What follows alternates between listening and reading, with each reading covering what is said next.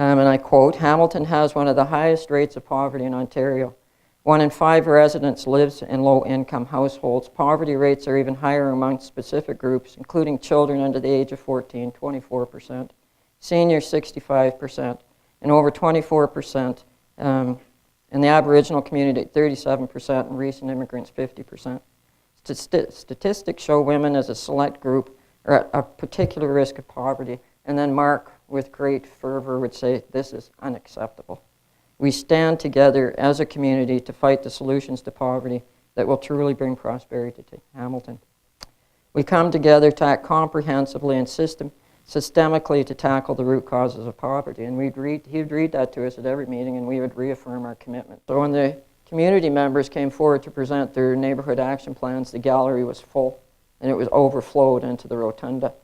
And we had 6 community people who came forward that spoke with pride and with confidence and talked about their action plans. And the beauty of it was that they got a standing recorded unanimous vote from council that actually directed staff, planning staff, to make sure that their land development practices were in line with the community plans.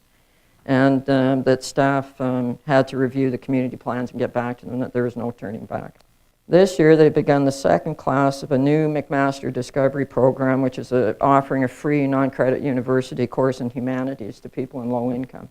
And we've worked together to make sure people got transportation, childcare, etc. The people in that class range in age from 20 to 70, and I went to the graduation ceremony, the first one. Patrick Dean, the president of McMaster University, one of the best universities in the world, was there to present people with their certificates. I thought how huge it was. It's a Saturday, here's Patrick Dean. The people in that class were just so proud of themselves. They were displaying their work. Those people have gone on to be now the advisory to the next round of this Discovery Program, and they become members of other community associations. I'm very happy to tell you that every time we've gone to council, they've listened, they've been engaged, and it's been slow and cautious. So the last report that we went to them with, we were able to demonstrate, for instance, in the city government, that over 83% of our workforce actually paid better than the living wage. So that made them somewhat comfortable. But we're going to recommend to them that they increase some of our part-time staff, and do it slowly over 2 or 3 years. Our part-time staff up to the living wage, our casual staff, our students.